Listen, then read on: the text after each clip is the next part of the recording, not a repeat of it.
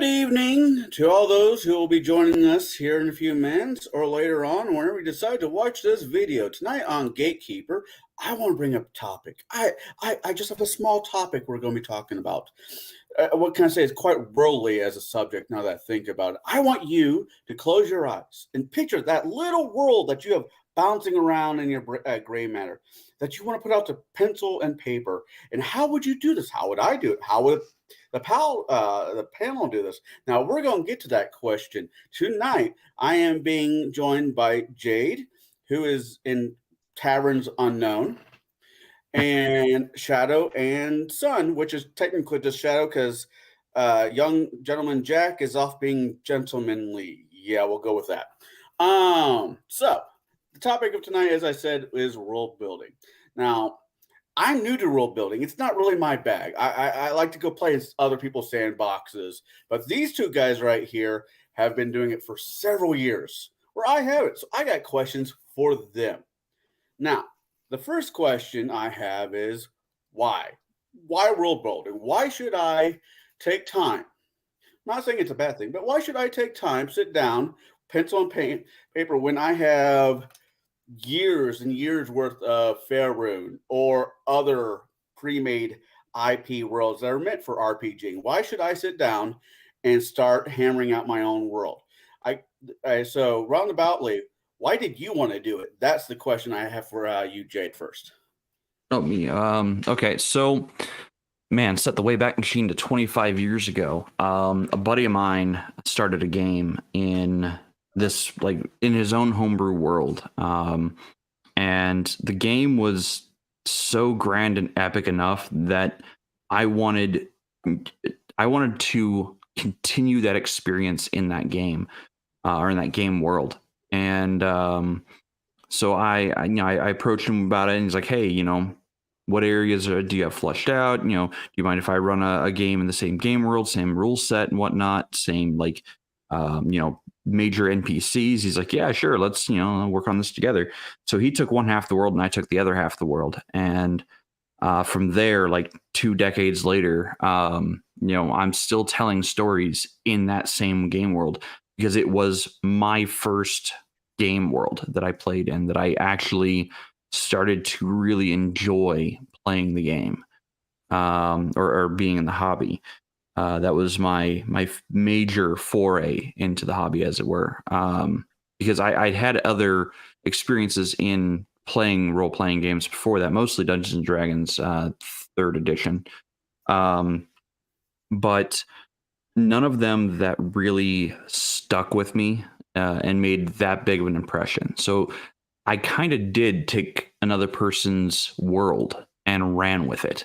However, there's been so much play from both him and I separately that the world has kind of become two separate worlds, his version of events and my version of events, even though we could still collaborate and share notes. One would say a multiverse. Yeah, kind of. I mean, that's not a bad way of saying it. Was it the War on Infinite Worlds or whatever?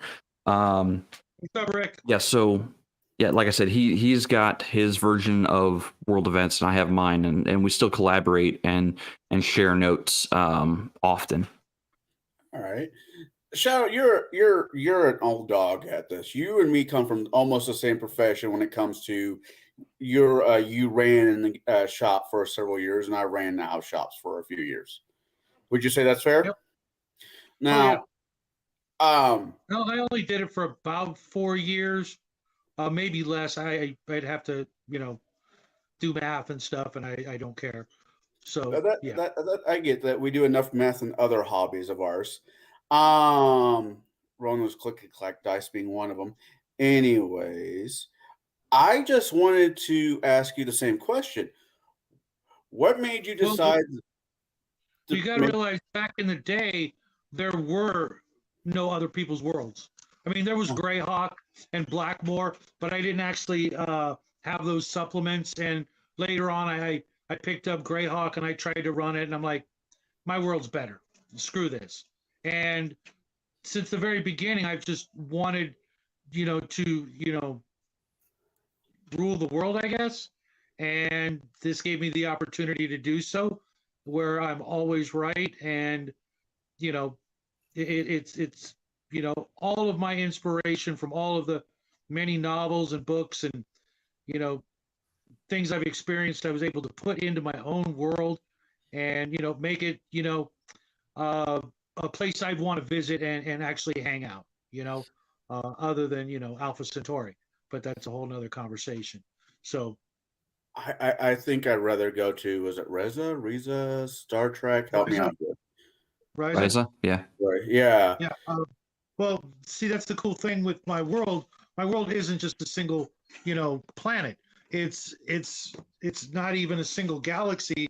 It's an entire multiverse, all the different dimensions, the whole bit, part and parcel are all, my world. I've got countless planets and, dimensions besides the ones that are in the usual regular books. And I get to do whatever I want within reason.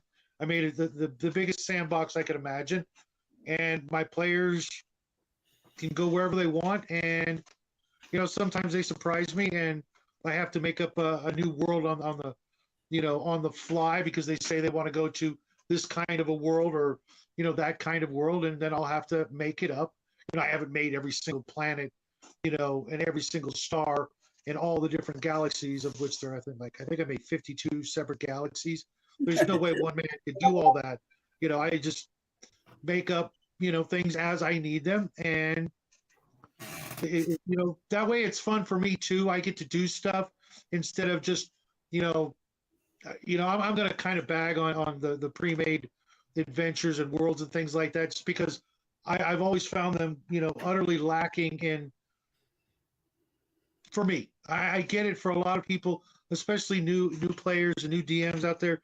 You got to start somewhere, and for me, that was almost 45 years ago. So I've had no need for it, and as there are more and more players coming to the hobby, that's something that's needed.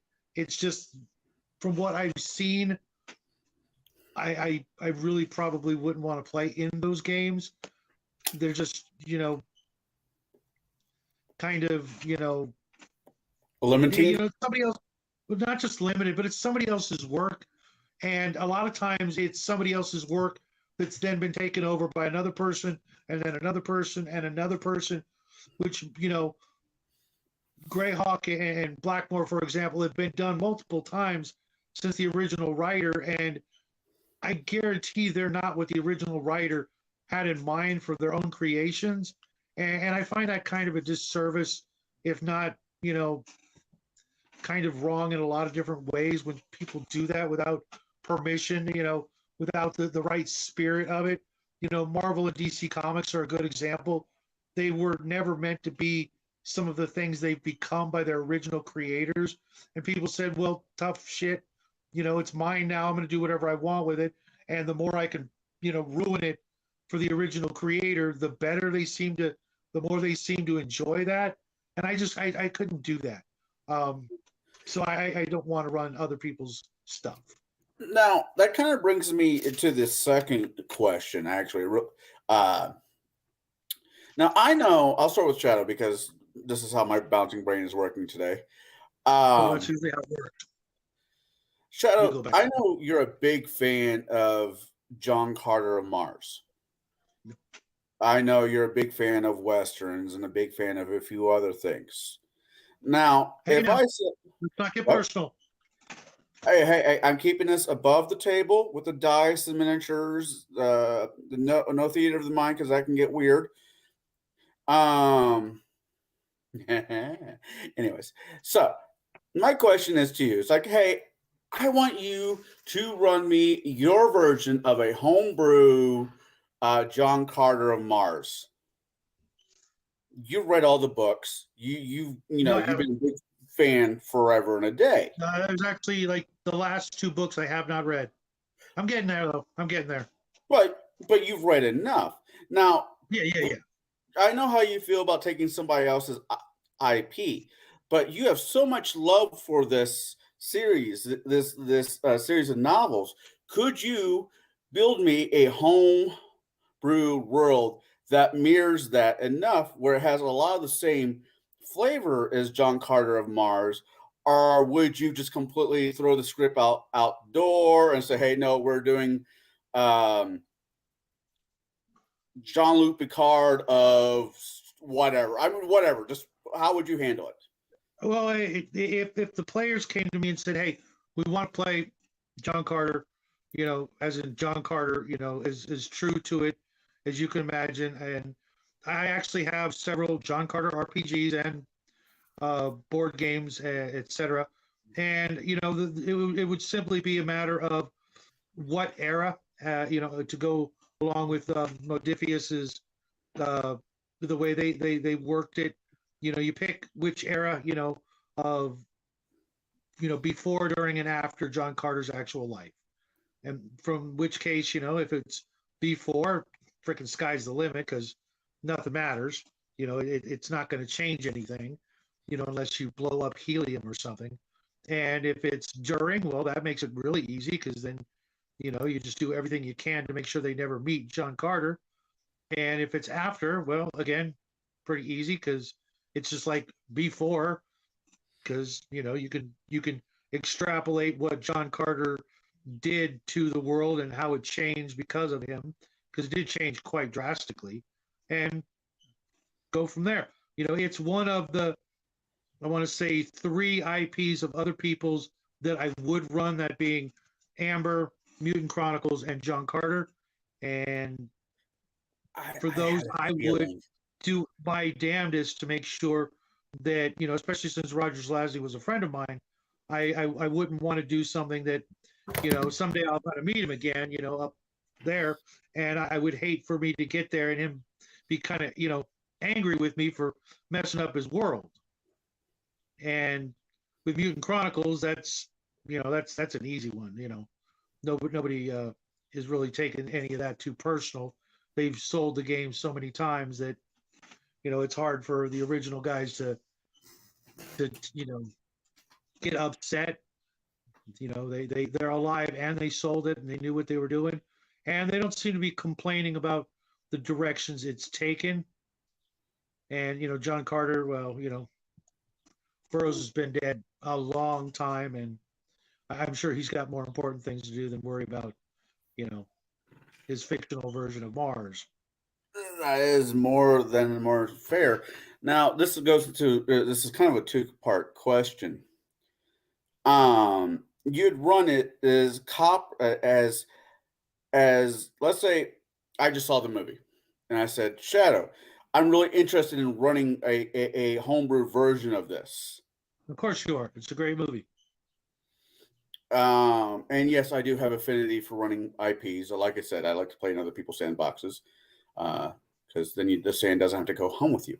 Anyways, so I'm building. Sand always goes home with you. No, that's a horrible lie. Don't tell people that. Anyways, how would you recommend do it? You're technically the sci-fi guy here. I know Jade has run 1 or 2 sci-fi games that I know of, probably more than that. But how would you handle a sci-fi world building? I mean, would it just be, here is a planet, you got some water, you got some dirt, you got some people. Now people are mad with each other. How would you do it? But I want to do like a John Carter. Do you mean like what game system or? No, just where should I start? Where should I start? The world, actual physical world concept, the people, the culture, which is kind of the people, or no, you start with the characters. Who's playing? What kind of characters are they making? And go from there. It's got to be about them, especially since you're running somebody else's world. If it's your world, then you've already done the work. But you're taking somebody else's literary project, and you're putting your friends or acquaintances into it. They're the stars of the show. It's not about John Carter. It's about the characters on Barsoom. So what kind of characters they want? What sounds like a couple of half dozen or so adventure hook ideas that they could get behind and go from there. See what happens. All right. Now, I don't want you to think I forget about you, Jade. I know what you read. You're a big Brandon Sanders fan. You're like me. You're into Jim Butcher. I'm going to leave Jim Butcher to the side because I just Modern fantasy. modern fantasy. I think I could do a world building on modern fantasy. All I have to do is drive around Chicago, or any major city. You said fantasy, not dystopia. Hey, St. Louis is a free zoo that is really cool.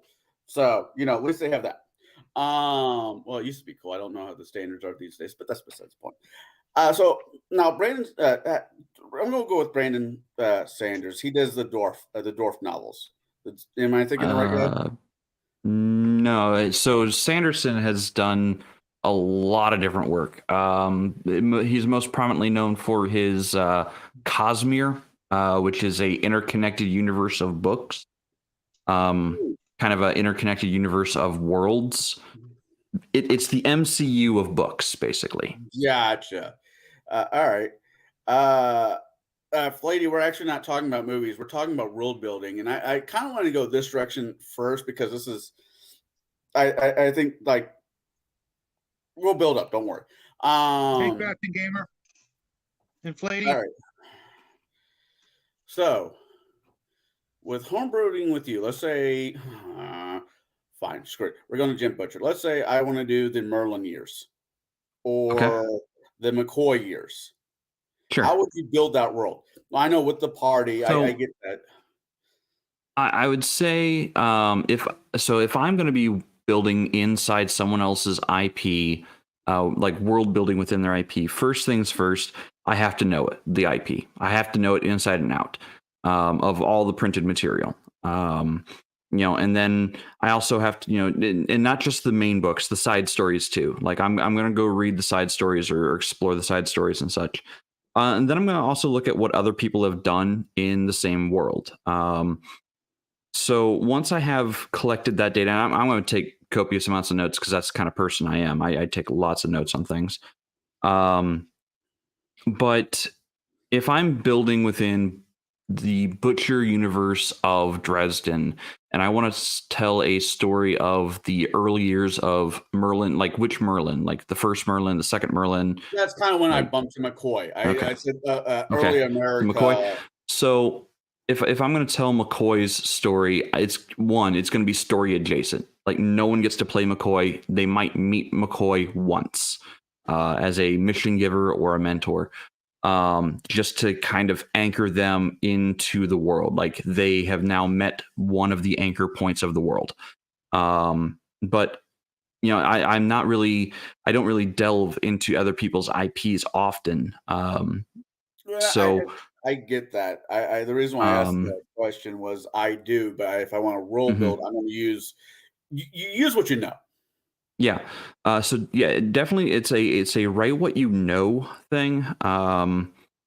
So like I said, if I'm going to be telling a story within, let's say Jim Butcher's IP of Dresden Files, I'm going to, like I said, do my research, do my homework, and then tell a story adjacent campaign. Like I'm not going to set it anywhere near Chicago for one. I probably would like if McCoy is a key feature of the game, then I'm going to likely set it in the Missouri Ozarks because that's where McCoy lives before or after he comes over from Scotland. So that's likely where I would set my setting at and where people would get to play. Now, here's my caveat to that. If I'm telling a story adjacent campaign to an already created IP, the players, I don't think the players get a lot of freedom to change the world in any meaningful way because it's set in someone else's IP. So fast forward, they get to the Dresden years. Nothing they do will have been there. So I don't think, me personally, I don't like using other people's IPs because it just doesn't feel natural, for one. And two, like, I never want to include the main characters of an established IP in whatever campaign I'm telling. And the reason for that is, one, they're not my characters. Two, um, the spotlight is taken away from the players if you start including the main characters of an established IP. So the moment you start, sorry. Yeah, no, go for it. What were you going to say? It comes across as, I get to play Elric and you don't. Mm-hmm. Yep. So if McCoy's going to be there, he's going to be a quest giver. He's not going to be. No one's going to get to play him. If I'm going to include the Merlin from the White Council, no one will get to play him. He will be their prosecution. He will be their prosecutor for violating laws of magic. Same thing with the Wardens. Like, no one will get to play any of the main characters at all. They might see them occasionally, but that's why, like I said, I don't like telling stories in brand specific IPs, because everyone wants to play McCoy. Everyone wants to play Harry Potter. Everyone wants to play Dresden. They want to play the main characters if they're in that IP, or they want to follow along the coattails of those characters. And I don't enjoy telling those stories because they're not mine. Right. And I get that. I'm not trying to labor on IPs for this one, but like I said, I'm just kind of, for world building, I want to go with what I know. And some of these books, they give, freaking Mr. Lord of the Rings himself has laid it out from the beginning of the beginning of his world to the end of his, well, not really, but the beginning. So there's no wiggle room. Where there's other people who have left a little bit of wiggle room, and I guess that's for world building. Where the wiggle room is, and where would I go with it? That's kind of, I agree. You make people like McCoy, the Merlin. I don't know if I agree completely with the Warrens, but that's just my opinion. But you make them NPC. You don't get to play those characters. They're just you hardly ever see them. Right. Unless you screw the goat. So when going back to making your own world and players, you get a group of people, together, and it's like herding cats. It really is with some people. And you have your own rule. Do you put down a list of, okay, these are playable races, these are playable classes, or do you let them just say, hey, I'm making my own world. I want you guys to play it. Pick what you want to play, and I will make it work to a certain degree. I'm not saying go full buffet, but if it's a hard book, I will allow it kind of thought processing. Or are you guys more strict of a short list here, and off to the races we go? I'll start with Shadow again. Depends on the game. If it's a sci-fi game, then just about anything goes. The galaxy is way too wide to say there's none of these and none of those, unless somebody comes up with something really, just repugnant or who use classes. Well, the people who don't play GURPS, Bo. See, now you made me lose my thought process. So if it's a fantasy game, it's easier for me to make a list of what I won't allow, because there are so many fantasy races these days that are just kind of ridiculous, and just like I said, in a sci-fi game, you want to run a tiefling or something weird like that, probably wouldn't have a problem with it. But in a fantasy game, I am trying to keep it from going full gonzo at the very onset of the game, unless I'm actually playing Arduin or something like that. Most of my D&D worlds are pretty subdued. I used to think they were magic, high magic level, but having looked through some of the newer editions of D&D, I definitely couldn't call them that anymore. I'm just, more or less by the book. That'd be an AD&D when I run a fantasy game. I'm not over. You know, I used to joke that I was a Monty Hall DM, and only in the fact that I actually give out cool magic items as opposed to whatever's just in the book, and that's what you find. And it's never the stuff you're actually hoping to find. It's just whatever the DM wants you to find or doesn't want you to find. I would make up literally custom magic items. 90% of the magic items my players would find would be things I would custom make. Now, mind you, custom magic items could include something that's the equivalent of two magic items squished together into one, because why not? I mean, so many of them are, you know, kind of underpowered to begin with. And, you know, like a lot of the wands, if you go by the books, what it takes to make a wand, you're really not likely to just put in wall of fire, burning hands, fireball, you know, just those spells. You're probably going to put some other stuff in it because you can and you're already there. Cast And, fire. you know, I cast fireball. Oh shit! Water, water, water, water, water, water. yeah. That's a really good point, actually. You know, and you know, so it yeah, it just it depends on the game, and you know, that's usually how I do it for Okay. both All right. sci-fi and fantasy. What about you, Jade? I know you've said this multiple times. You and the other gentleman that we'll leave. I don't publicly. I know his name. I just don't know if I. You mean Reese? Talk about. Reese. Yeah, Reese, my buddy. Yeah. Hmm? Oh yeah, your buddy Reese. Reese. Anyways, that's a different story.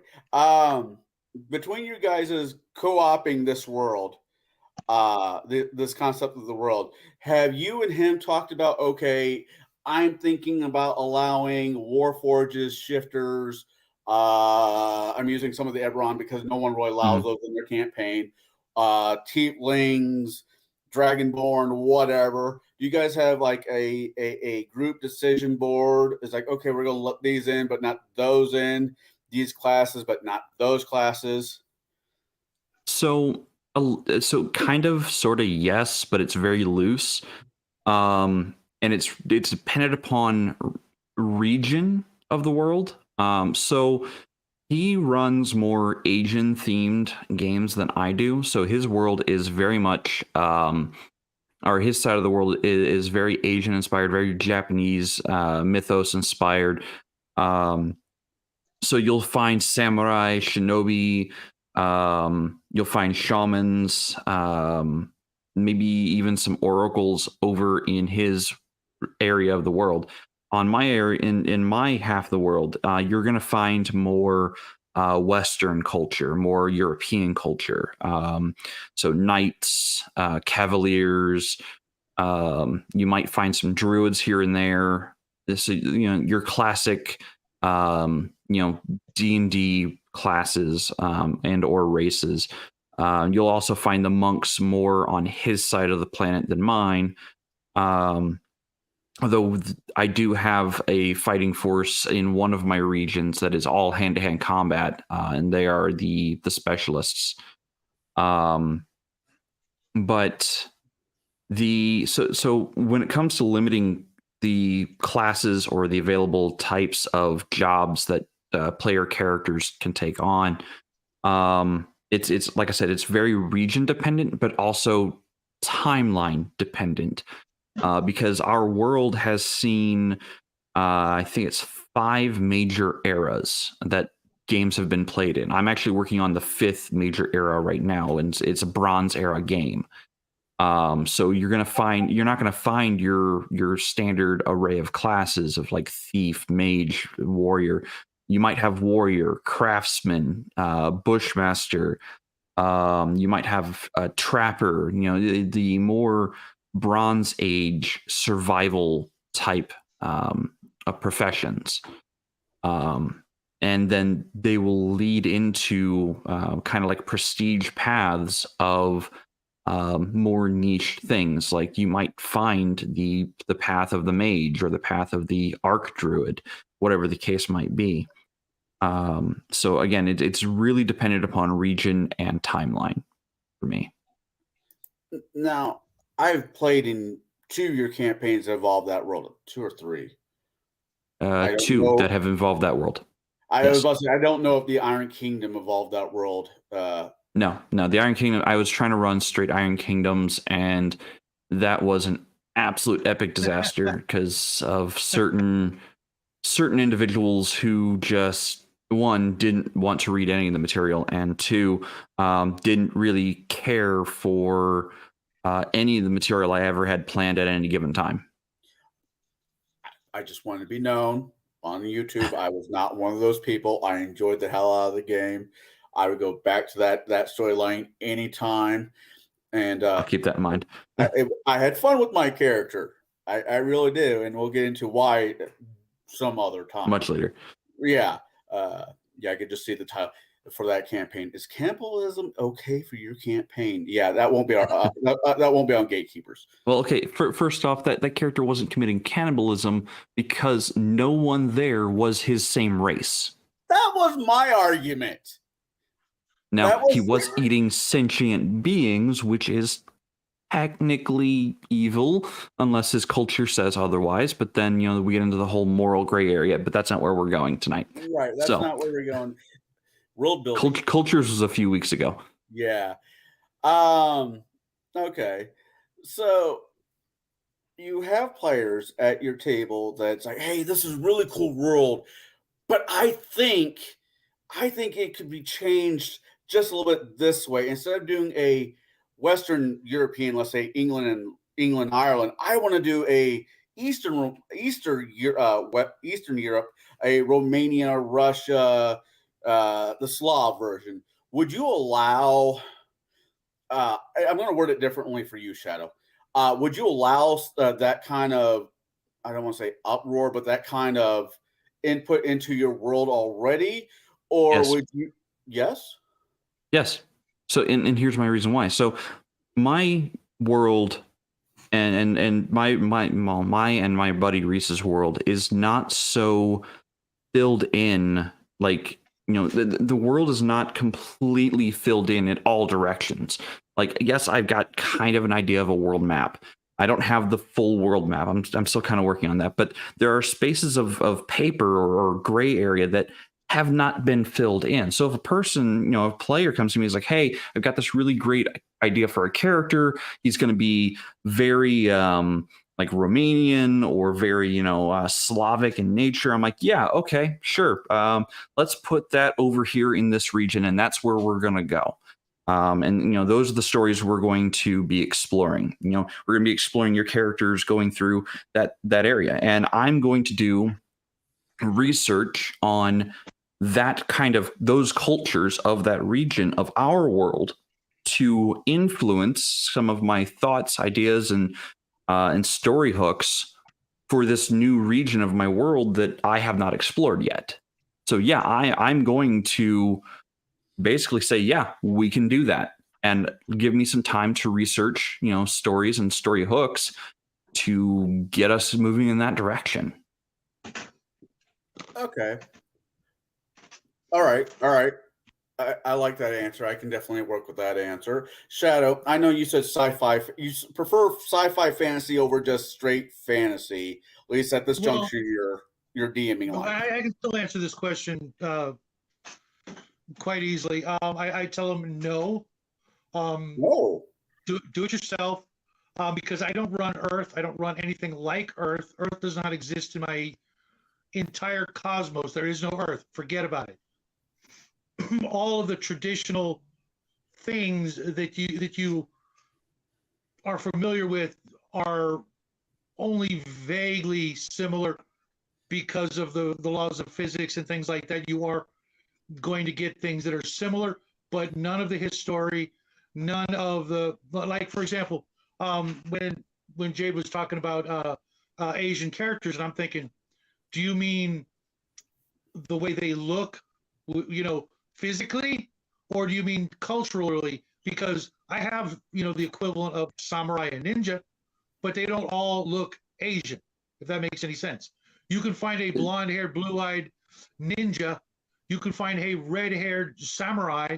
I don't do that. I don't go, this is all, similar to Earth, because the way I run. So, if I may interject, when I said Asian inspired, it wasn't so much as race of people. It was themes. It was more mythos and theming than people.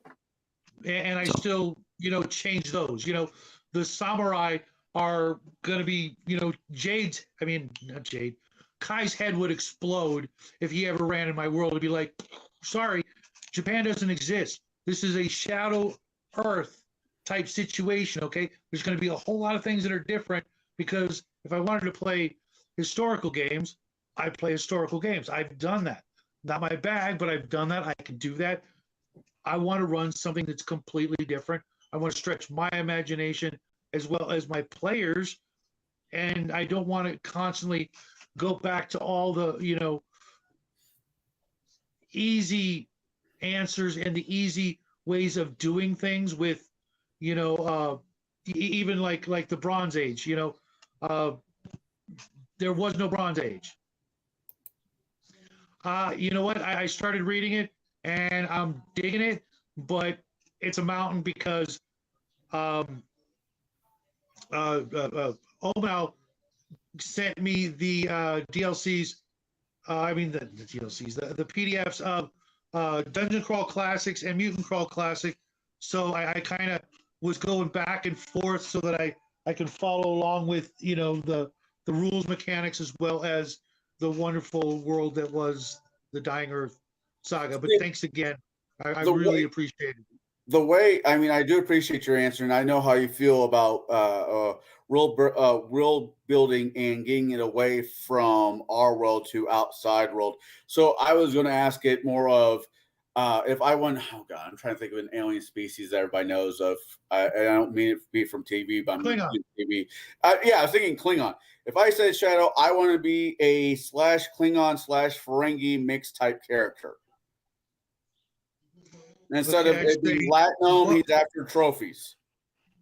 I'm sorry, what did you say? After a Latinum or whatever they use, the whatever.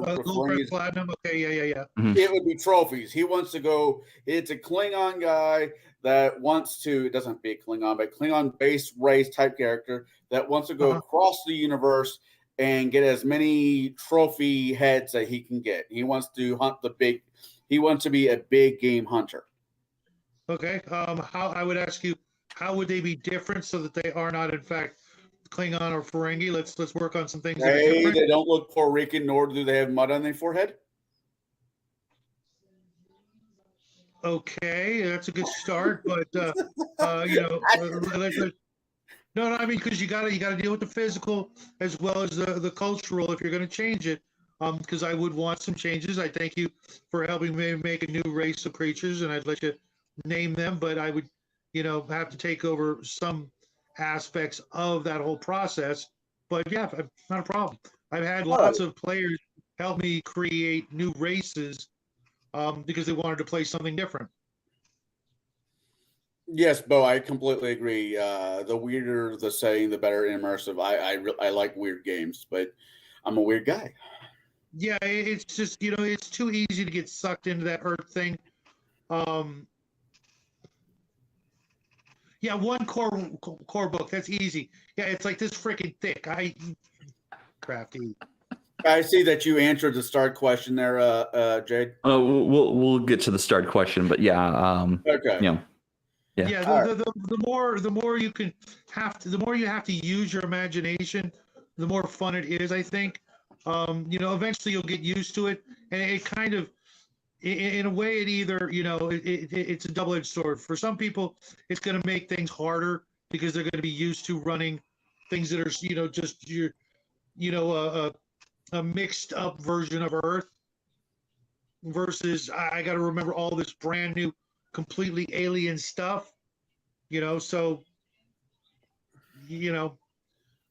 hopefully your players can follow along, and if not, they'll drop out, and all right, life goes on. I'm going to go ahead and do the start question now to formulate the next question. To be to be completely honest, because you guys have given me a lot of good stuff to work with, and I want to make sure these questions are worth your time.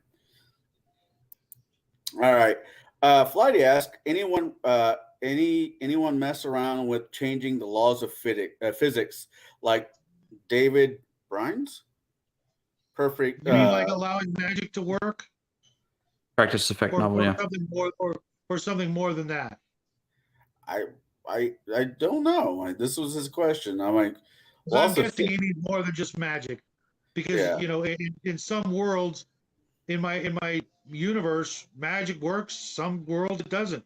Some worlds it works double the effect. You could, you know, land on a world and your spells are doing double damage, double, you know, range, double everything, and on other worlds you're at minus 90%. It all depends on, you know, where you are.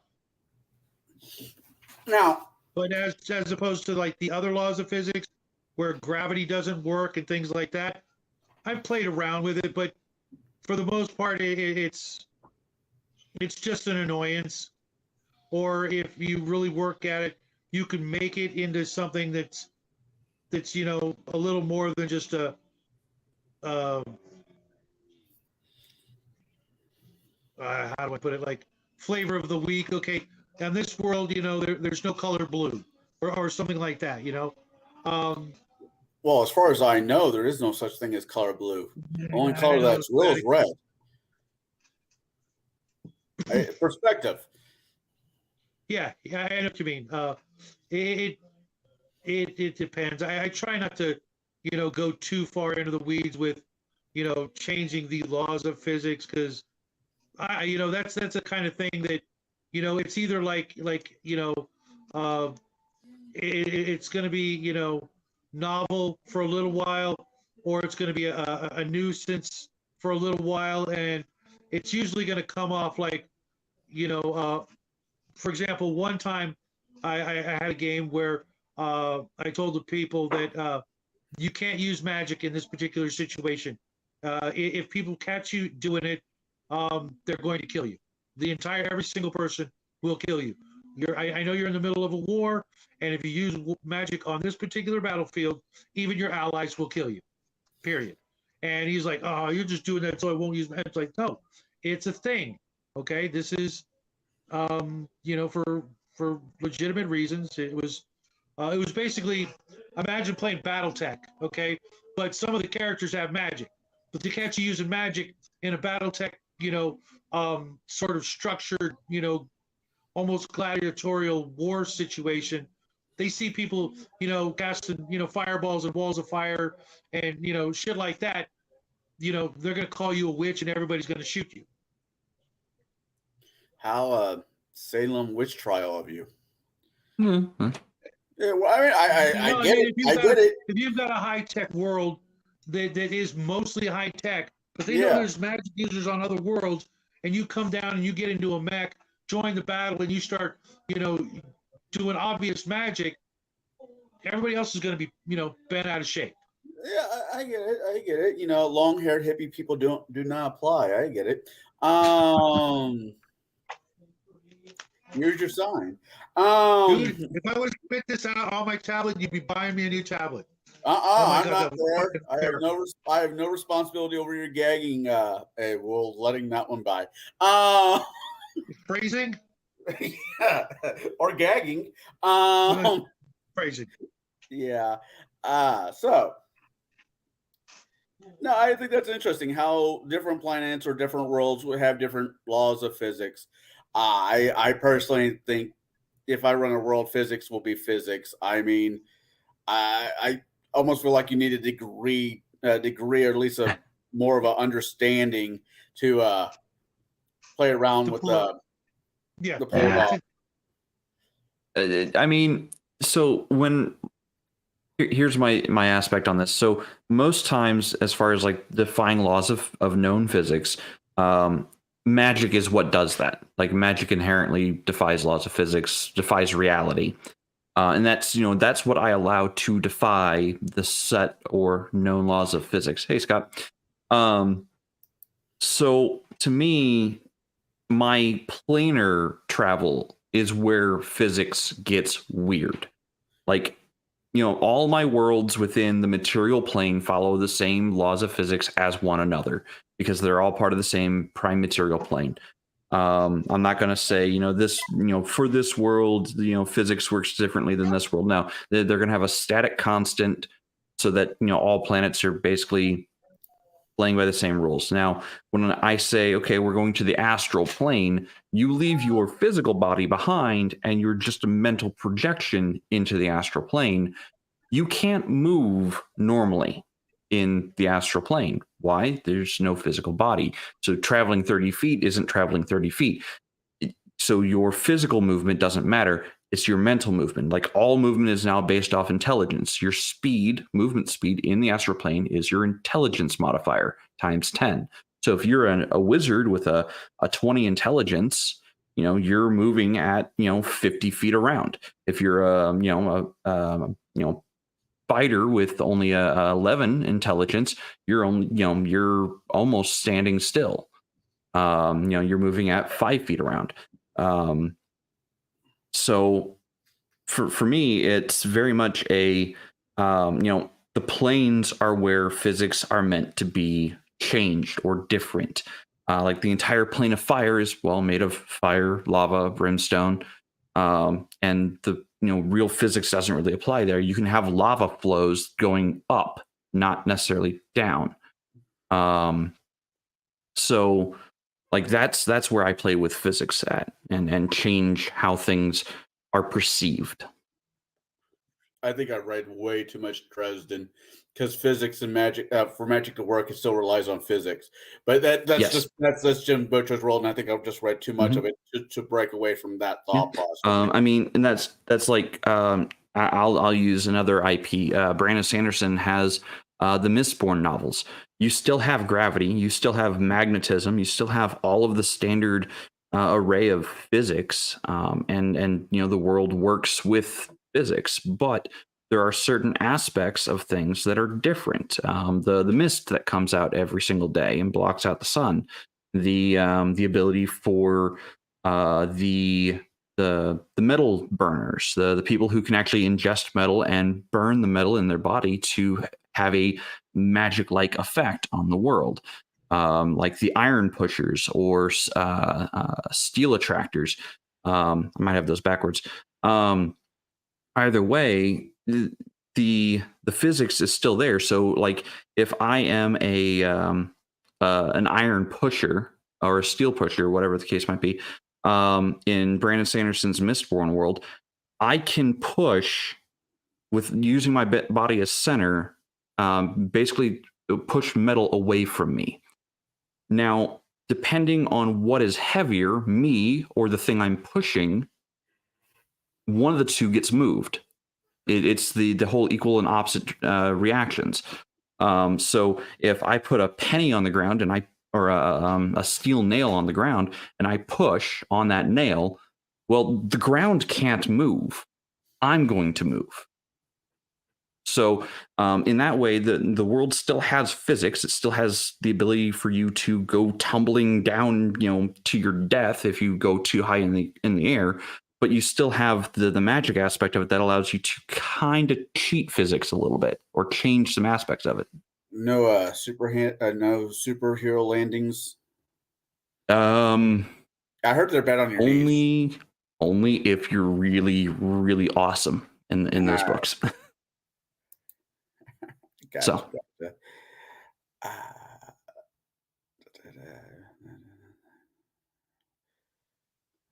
And Scott's right there. If you start playing with physics of the prime material plane too much, your players themselves will have no basis of understanding or frame of reference from which to build or have concepts on how to act or react to things. Now, the moving away from the physics, because I feel like that could be a whole episode basically to itself, and you need people far smarter than me to host that one. I mean, I get probably about that much outside of the common sense stuff. The next question I have, hold on, there's a few things. Yeah, probably. It's a thing. It was printed. I don't use it. I like shifters. Shifters are right. Yeah. Let's go with that question. Does alignment matter? Should alignment matter? Let's say you have a group of people that want to play, let's say, werewolf. In certain books, to be a werewolf, you have to be chaotic evil. I disagree. I think it should be the power of the said person determines the will of the beast per se. So is alignments if you're running a world that has alignments, it being Dungeons and Dragons or it being um, Are we doing this discussion next week? I don't know. Hold on, let me get my question out. It's a good question for world building. Should things No, be it's not. stereotypical? Okay, I'll find next question. No. Go ahead. Go. Ask your question. Ask your question. No, all right, we'll move on. All right, next question. No. That's 2 weeks from now, Shadow. As alignments. Hey, I'll be there for that one. Yeah, I'll stick a pin in that question, that thought process. Okay. So, real quick, Connell, my thoughts on alignment for world building. They're not part of my world building. Period. I couldn't give two shits less about alignments when I'm world building. Because to me, they don't. At that point in time, they don't matter to me yet. It's just a standard during play. The status quo is something we all know. Something that is not quo. That is alignments are purely. My son is alignments are literally purely listening to dependent. Dr. Horrible right now. Alignments are purely part of the game system, not the world. Okay. To me. All right, that's fair. Yeah, I disagree because I literally look at it as most planets with intelligent life forms probably have gods, and those gods may very well rule over that planet. Whereas most people have it where there's a pantheon of gods and they're all fighting over it. I'm like, well, there's a whole lot of worlds that fighting's over, and these gods won.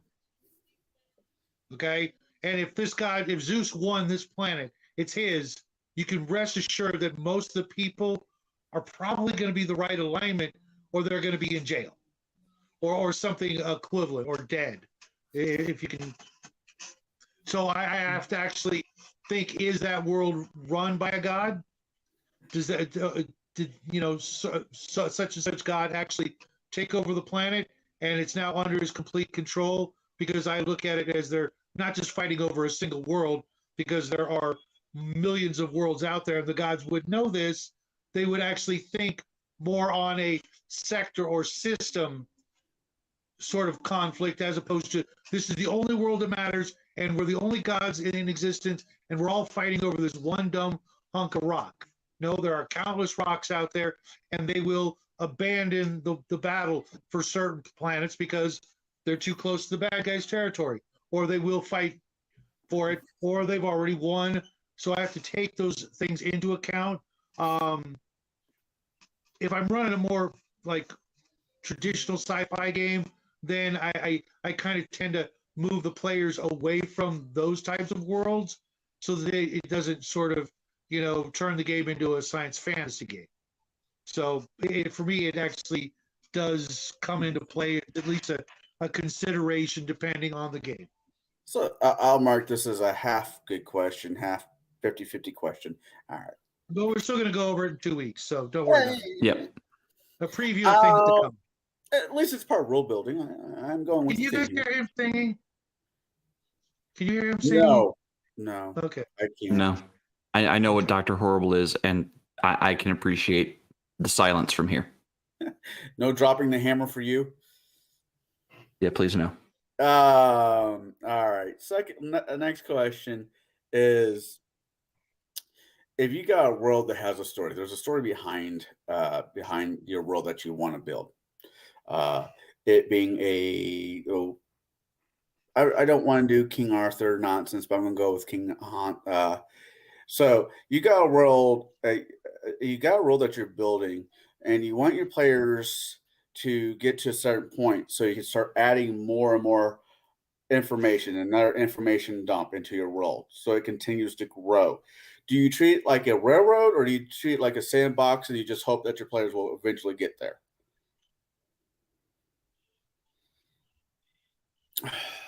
Okay. When building a world, when you have to make a home brewing world, and you have a world that you're doing, and you have okay, they're on this small speck of an island, but the real aspect of the story is two island, the next continent over. Do you let them? Do you kind of guide them that way, the railroad, or do you just wait for them to say, "Hey, maybe we should get a boat and go sell the 7 or 12 or 33 Cs"?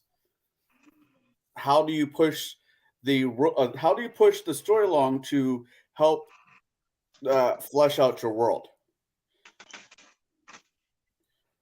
So that's man, it's a bit of a loaded question.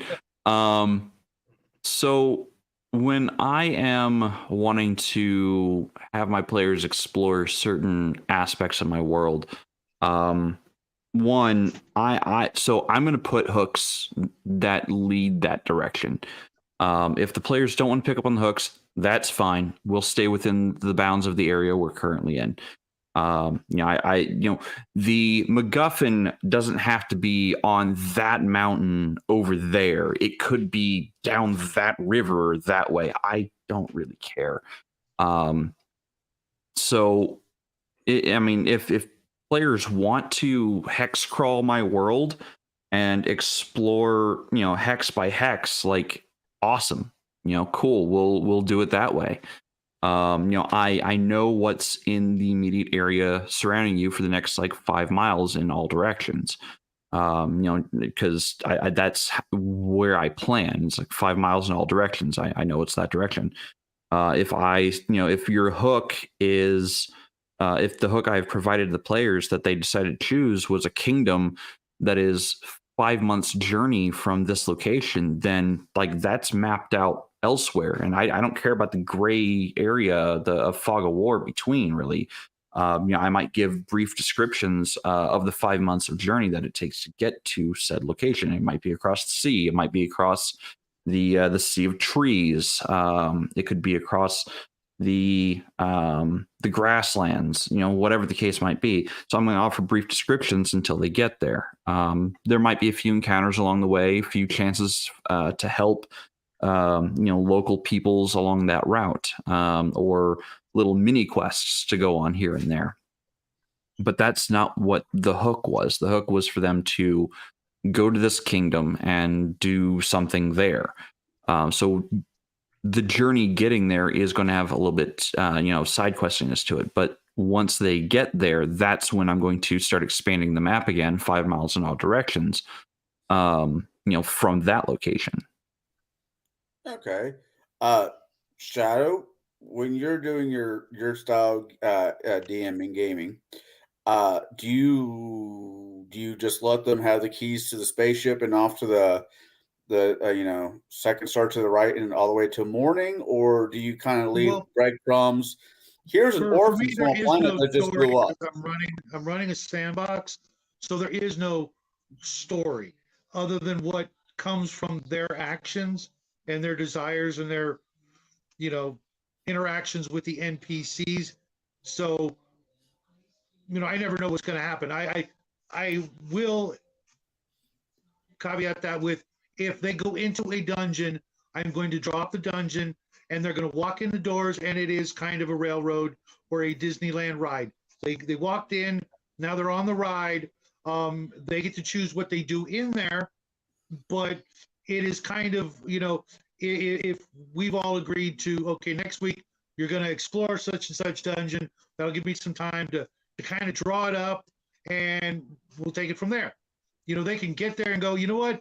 We talked it over and we don't want to go in. And okay, fine, cool. What do you want to do? I'll save that dungeon for later.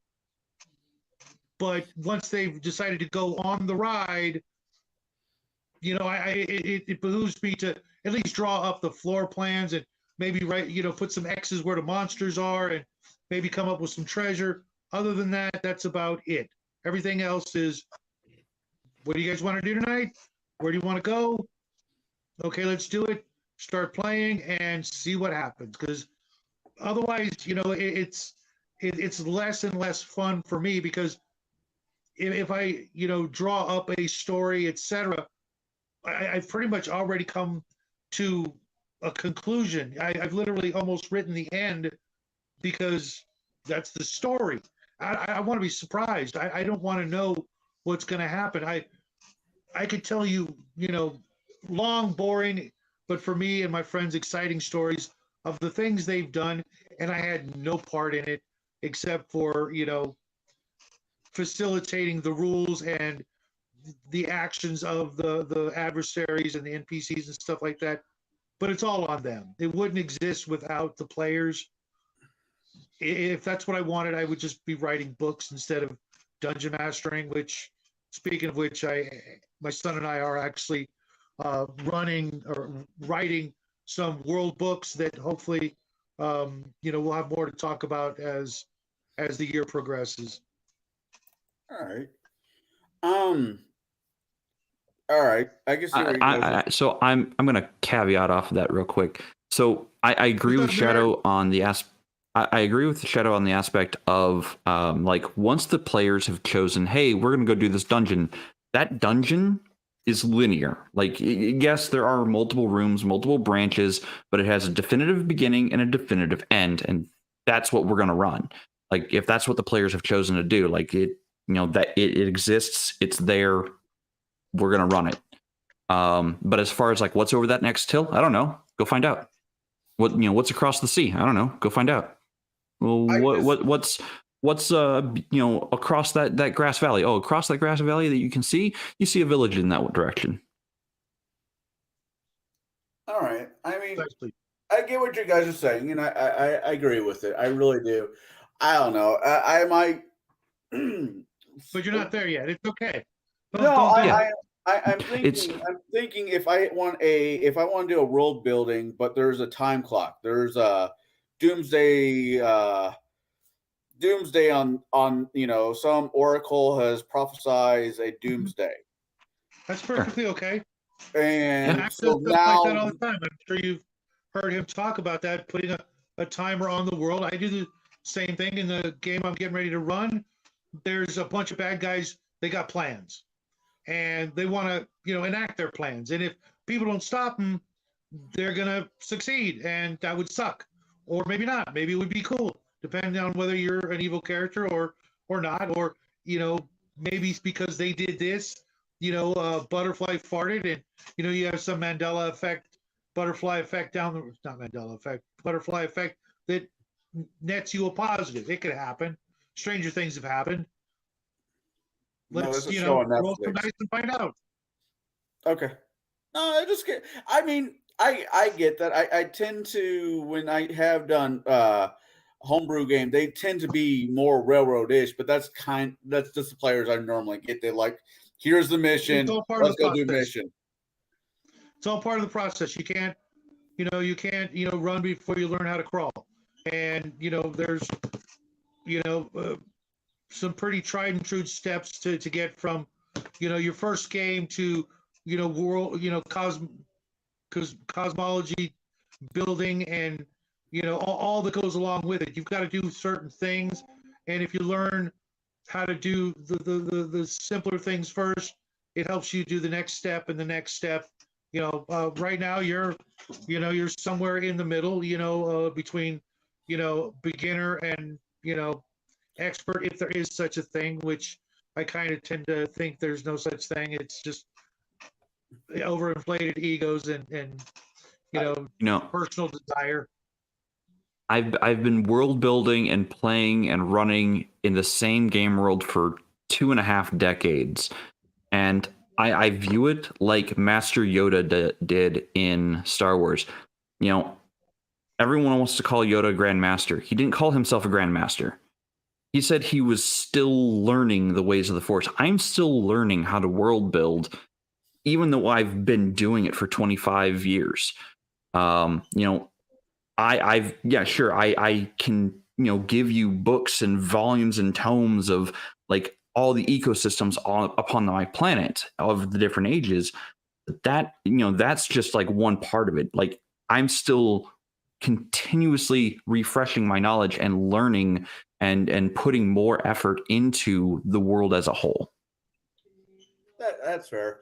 I mean, Real quick, maybe, before you drop this, Hungar, where the hell were you this morning? You don't call, you don't write. Your mom and I were up worried all late last night. Where the hell you been? Sorry. no, that's fine. I personally put that up there because I think, for us in our community who know Hungar, I think they would be interested to know where he's been for the last 3 weeks. Yeah, we've been praying for you regularly, but he knows that. The whole community has, I hope. I kind of want to go on this just a tad bit more.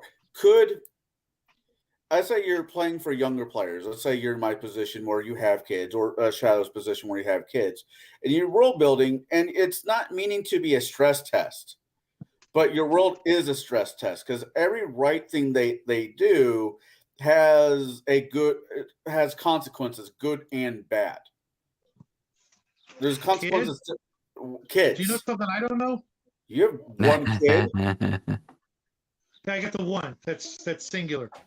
He might bring over friends that say, "Hey, Dad, would you mind running for me and my friends?" Yeah, that's true. Well, we've actually done that before. It was pretty amazing because he's got a friend who first time player was just epic role player, just and I keep telling him bring him back. They've been friends for forever, and he's more into politics right now. So yes, everything is a stress test, especially when you first meet her. Not touching that. Anyways, That's what she said. That's not what she said, but that's besides the point. Trust me, that's what they all say at first. Anyhow, anyways, so you're making this world. You're putting this world together, and I see that, everything Jaide. that they do is it just comes out to be a stress test. They save the village, but saving the village has consequences, good and bad. How far is it more of a flip of a coin? Which one comes out first, or do you just let it naturally progress the way it does? You save a village, but you're starting because you save a village. The village, down the meadow is now starving because you did a positive for this one, which routed the water to feed their crops. But now the village down the road does no longer have that water. Is that dickish? Should you add things into this as world building, as not as a teaching tool, but as it's kind of, I don't know that I'd go so far as to say dickish, but it tends to lead the players to the point of we don't fucking care. We just want to go in a dungeon.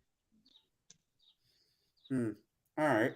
When you get too into the weeds with certain things, again, know your players and what they want. If especially if it's more of a casual game and not we're gonna do this 6-year-long epic freaking campaign.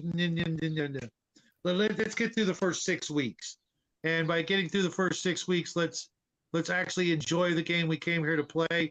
Not turn it into some sort of stress test, mental stress test. The players, if your players are totally into that, cool. But make sure they're that's what the kind of game they want. Because we've got enough people jumping ship all the damn time. The last thing we need to do is help with that. What were you gonna say there, Jaide? As far as if the party does good actions, yes, it's going to have an impact on the world in some ways. So I have this one world. It has a lot of generational story built up in it.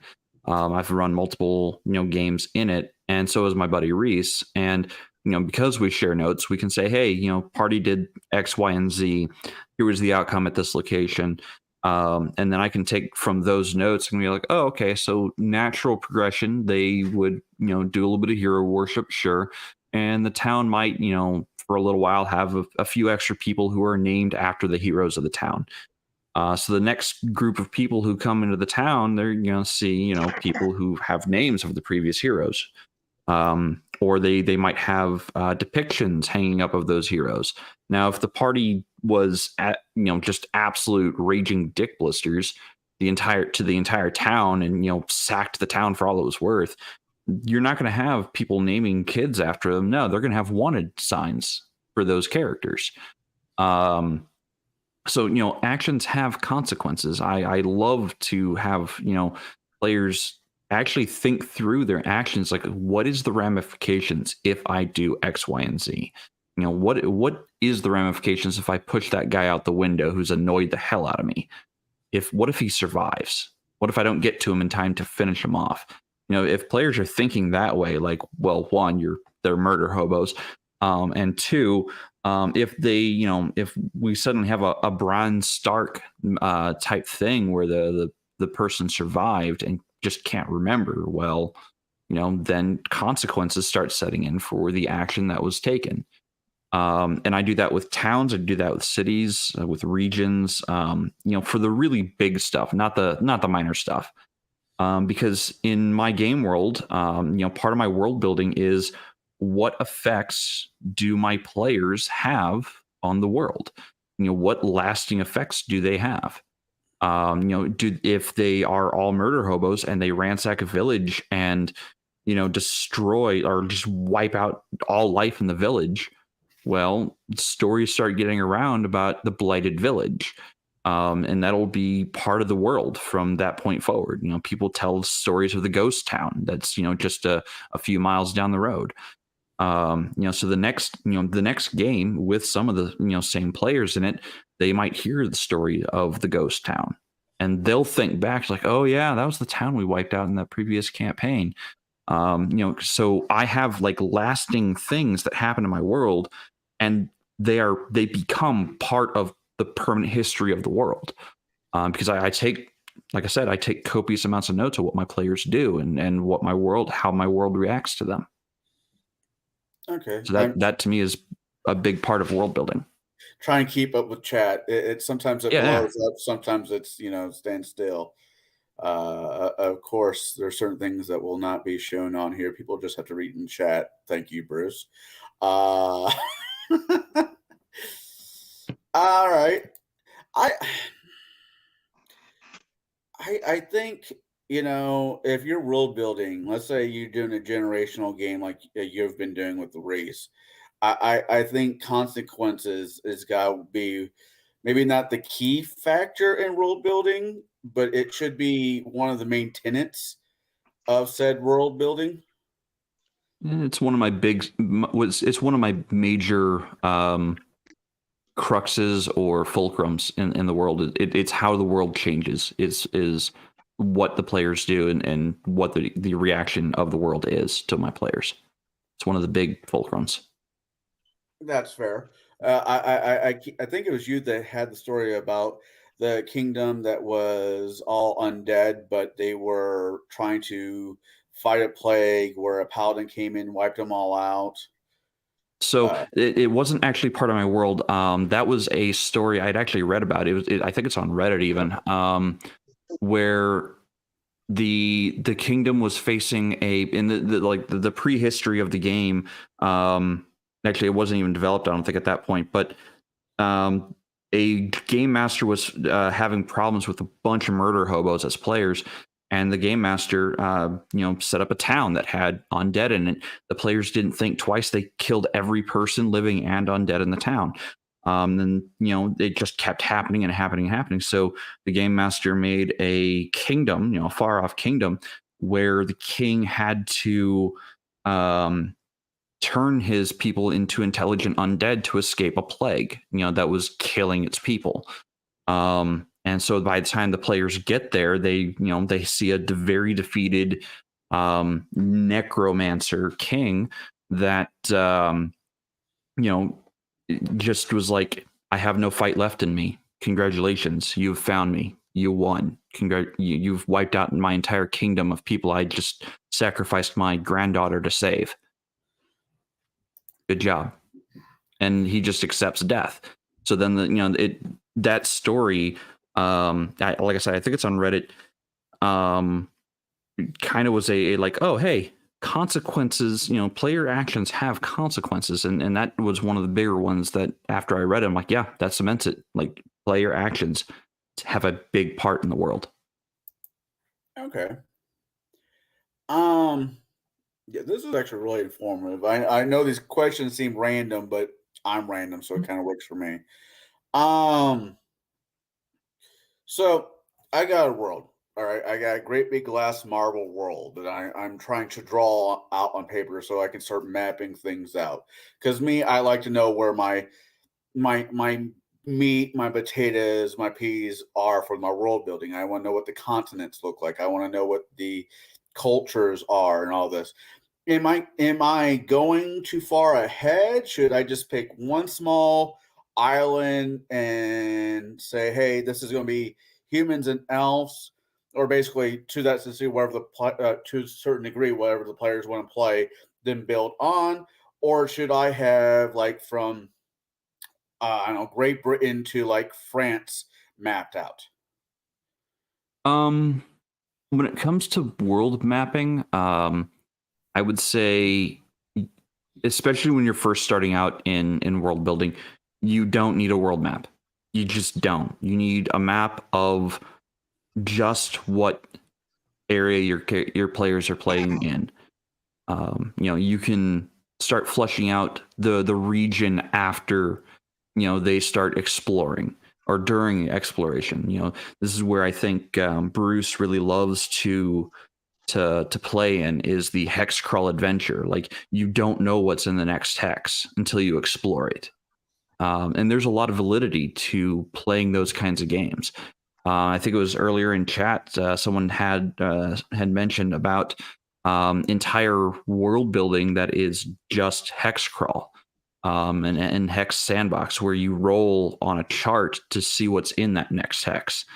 I prefer more of a hex flower pattern than that, where the hex is adjacent to the hex I'm currently in, or my players are currently in, have to biologically or physically make sense. So I'm not going to have an ocean biome next to a crag biome or a desert biome necessarily. I might have mountains and hills next to each other, or mountains and conifer trees next to each other, conifer forests. But I'm not going to put my jungle next to my frozen tundra. It has to make sense. I mean, I think I've read a few comics and a few a few books where there's this great big jungle with dinosaurs and all that, and it's in the middle of the North Pole, the whole thing in like the caldera, that. yeah. Would you allow? I mean, that goes into outside influence. Well, I think, but Kazar, come on, are you kidding? Well, trust me, I'm rewording this question for you because I know how I want to ask this to you. But it has to make sense for you. I do get that. It does have to make sense, unless it's the Savage Lands from Marvel Comics. It just happens to be in the middle of the North Pole, or was it North Pole or South Pole? Wherever a frozen shelf Warlord, same thing. Yeah. I mean, yeah, there might be little pockets of weirdness here or there, but I am going to storytell a reason as to why it exists. Like, I've got entire floating land masses in my world, like literally floating in the sky, land masses, the size of small continents, or rather small countries. One of them is probably the size of, I want to say, either England or Ireland, and it just flies through the sky, and hides amongst storms, and nobody ever notices. No, yeah, I remember that island. Mhm. All right. Well, Bruce says, Jade, I prefer hex crawls where you can see the big things in the next 12 hex miles away. You might see mountains, forests, fog in the free morning. Okay. Yeah. Okay. I'm going through chat because chat's once again blown up on me, which is never a bad thing. I do appreciate you guys talking amongst yourselves and adding stuff to us. Well, Um, I would like to comment on a couple things. go for it. Right off the bat, if I have like a fantasy adventuring party and they have not purchased a map, they're going to die. It shouldn't cost much. They should be able to get a pretty simple, if only crudely drawn map of the area to know where they're going. It's not like we're going to that mountain, just keep it in sight, and hopefully we won't, get sidetracked. It's not a big deal, but it makes for an easier run. So I can point on the crudely drawn map. You're roughly here. The whole hex crawl thing, that's kind of new to me. I may be doing it without knowing I'm doing it, but I like to start with a map of the area. Most people don't just pull the full Davy Crockett and go explore a brand new frontier unless that is the adventure. But when it comes to you're right. When it comes to drawing a world, though, what I do, it's really simple. I draw two big circles, okay? One right next to the other. They're the hemispheres, okay? Kind of like a lot of maps were drawn in the old days. And I'll draw, the continent on it where they are. And then I'll draw some rough other continents, maybe the elves are across the sea, or maybe lizardmen live on this continent here. Knowing full well that they're probably not going to go to any of these places right away because getting a, an ocean going vessel either costs a lot of money or you're hiring on it as a crew, and if that's what they want to do, cool. But people tell stories, and you're going to have be able to tell them vague things about the rest of the world because it might come up. But for the most part, you can do like what Jade said, start with the continent you're working on, start with the city or town and the surrounding countryside, and build that up as they learn more about it, because they may some people might know more about other far off lands more than they do about what's over the 30 40 miles away, just because of their particular lifestyle. Maybe they're an academic and they're real well read but not well traveled. The wizard they're traveling with, he might tell stories of far off places but not know what's on the other side of the mountain range because he's never been there, and use the fog of war where necessary and show off what's in each new part of the land that they explore or visit, because you can see X miles away in every direction depending on where you are. You can see stuff. I mean, I live in a valley. I can see mountains all around me, and I know what's on the other side of all those mountains, even if I haven't traveled there, because I watch the news and the weather and stuff. So it doesn't hurt to draw a rough sketch of the whole world. It could take you less than a half hour if you got some ideas already planned. But that way, if for some reason the party needs to escape being chased by the town guard, and they hop on a ship near the docks to stow away to get away from the law, then you might want to know where that ship's going to be heading out. I got something Jade wants to share. I'm going to add that to share. Well, hold on. So this is in reference to Mar Hockman's question here. I think it's more of a statement than a question. He says, I have to question why you'd have hexes with drastically differing temperatures. So if you're doing just random, like off of a table hex crawl, and you've got different biomes of, the multiple different biomes of a hex crawl adventure, like one of them might say tundra, one of them might say desert, and all you're doing is rolling, dice to determine what the next hex is. That's how you can have hexes of very drastically different temperatures.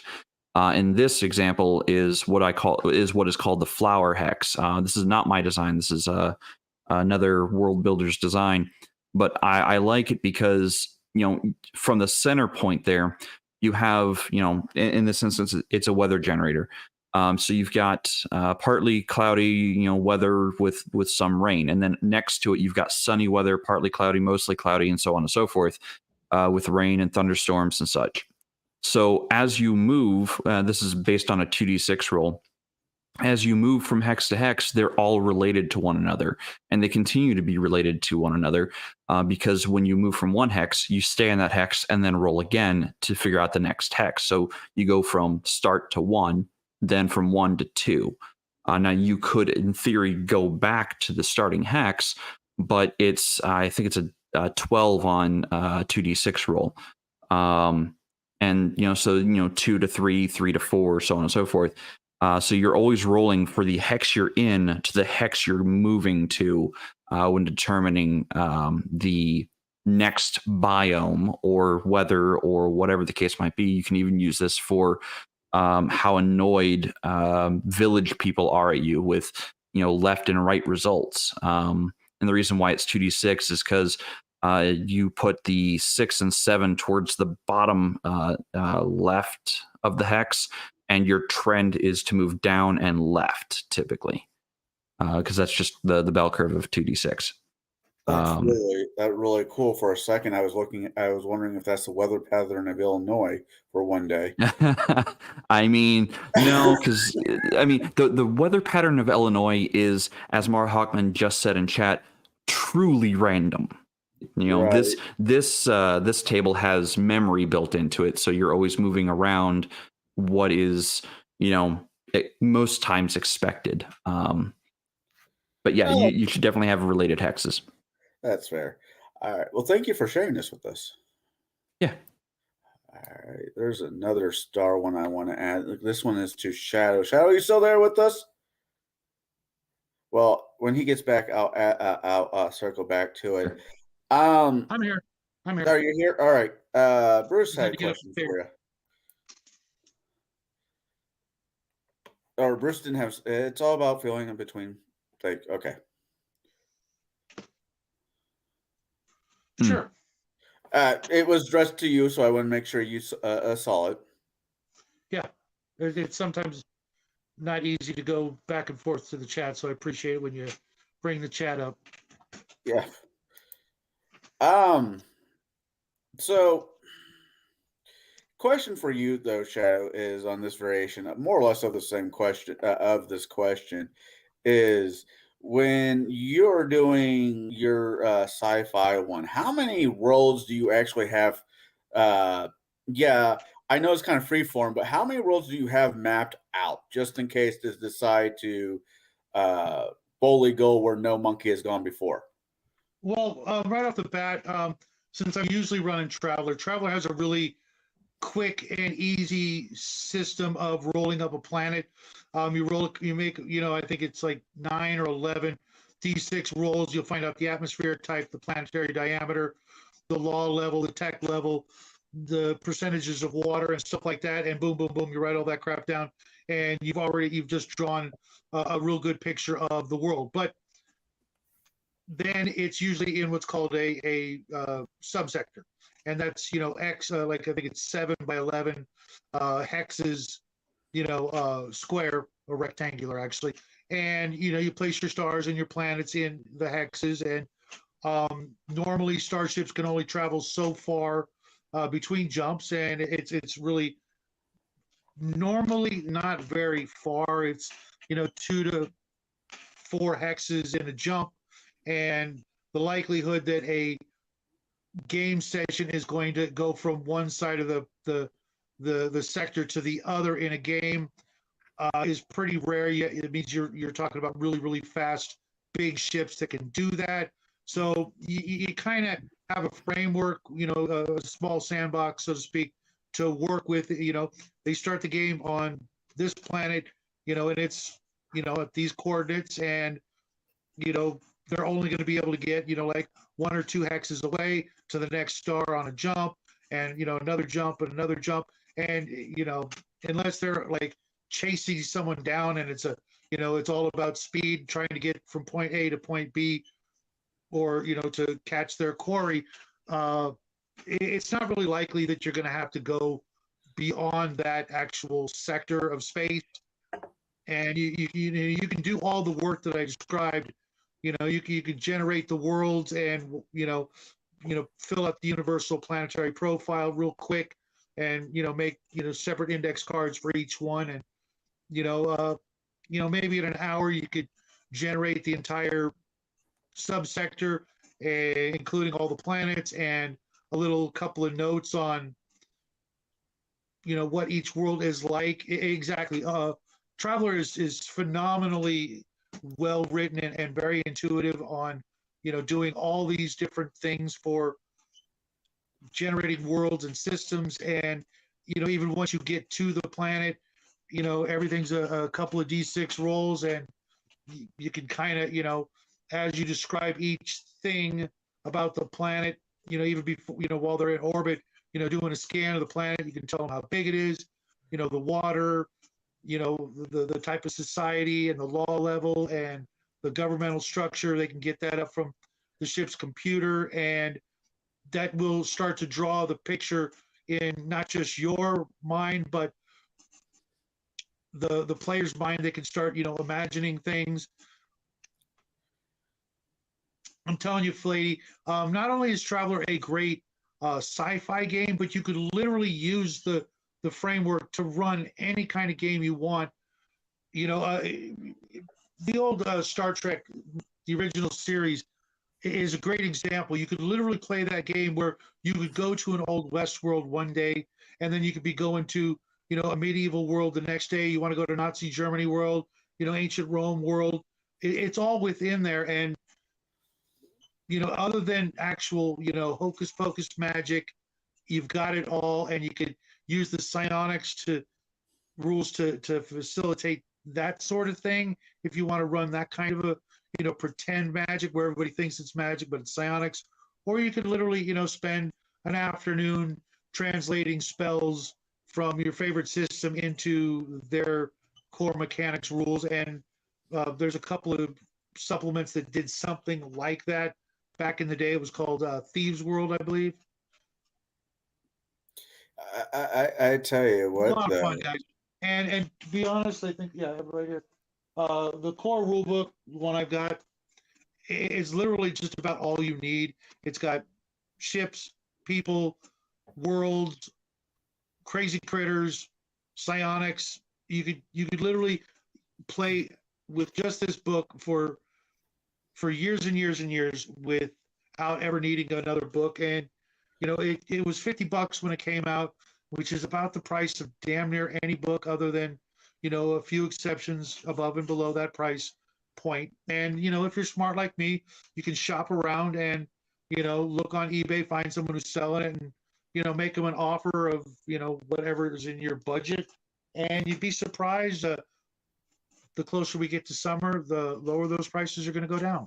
Now, if I hypothetically I jump into your campaign, Thieves World, Bruce, was a cooperative novel or series of novels written by a bunch of different writers who all wrote stories within a place called Thieves World. Lankmar was the Fafford and Gray Mouser planet, which was very similar.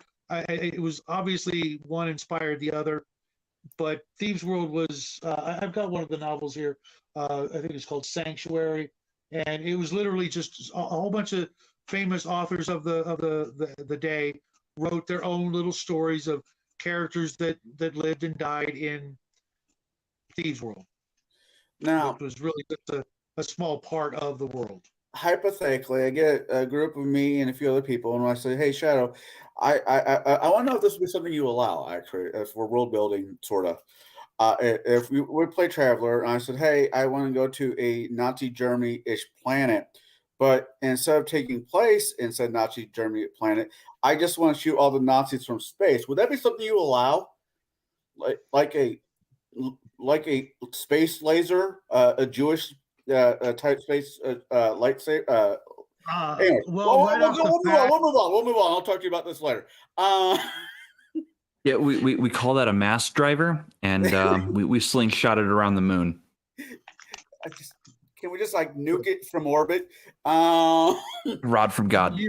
yeah. You probably could, but you'd probably, have other people to deal with. Otherwise, somebody would have dealt with them if it was really that bad.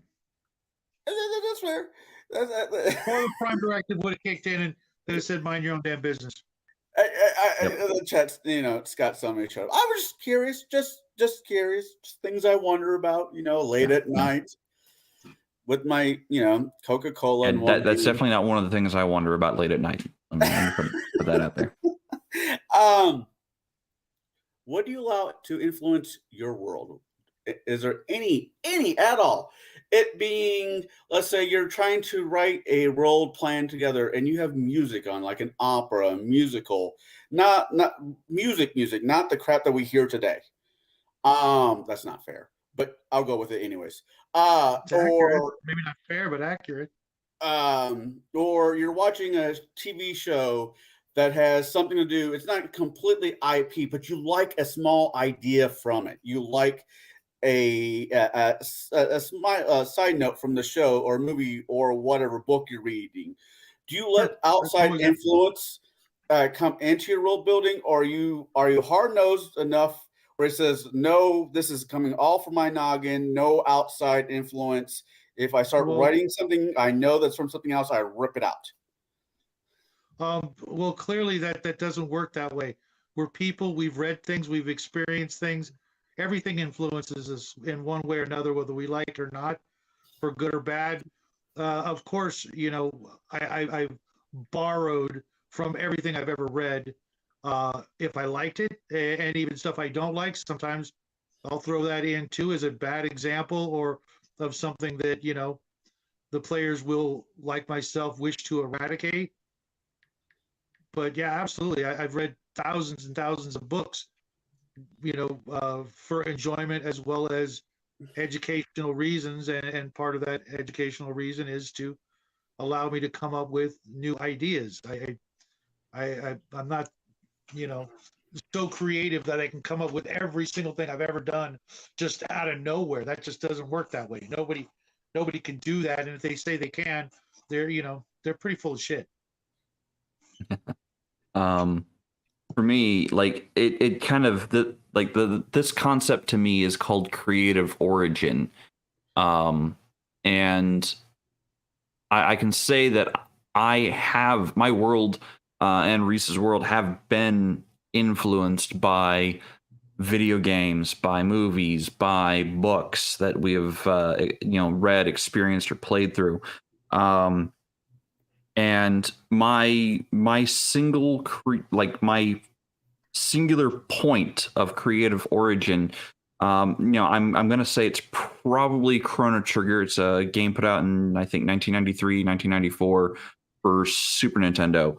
Like, that to me was one of the biggest influences in how I went about world building and story structure and encounter challenges and whatnot than anything else. Like that, Final Fantasy, Chrono Trigger, like the Square Enix greats, had a huge impact on me as a young person. So yes, it definitely made its way into my games, my storytelling. Now I know that Chrono Trigger isn't the only game to have ever included, or only piece of media that it has ever included, a flying city or a flying castle or whatnot. I know it's not the only one, but it was the one that stuck out most prominently, in my past, in my experiences. So it's the one thing I go to when I think of flying city. Or flying castle, like that there is like, that is to me, my flying city is the city of Zeal from Chrono Trigger. Like there's no buts about it. Like I'm gonna just fully admit, yeah, that's where I get my idea from.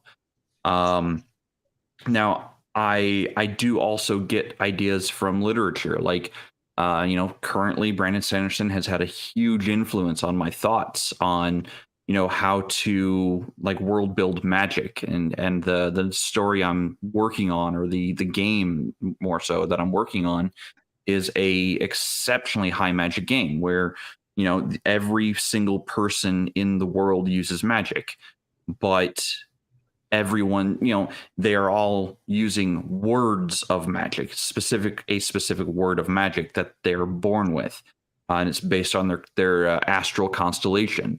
So a person born under one of the constellations of fire and life are going to be able to heal and cast fire magic inherently. They just know it. They can learn other words of power and use them, just not to the same effect or magnitude. But that's, a lot of that was inspired by was it Paizo Wanie's Words of Magic in the Ultimate Magic book, as well as Brandon Sanderson's world building and how he describes how magic is used in some of his different worlds.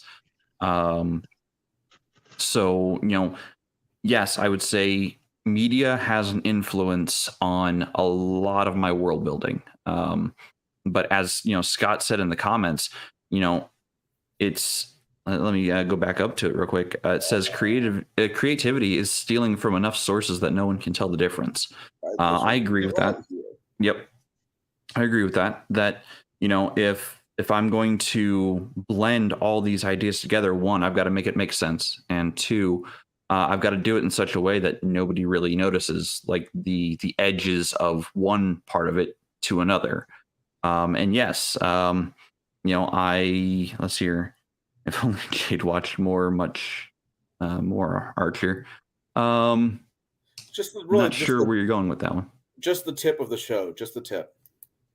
Oh, okay.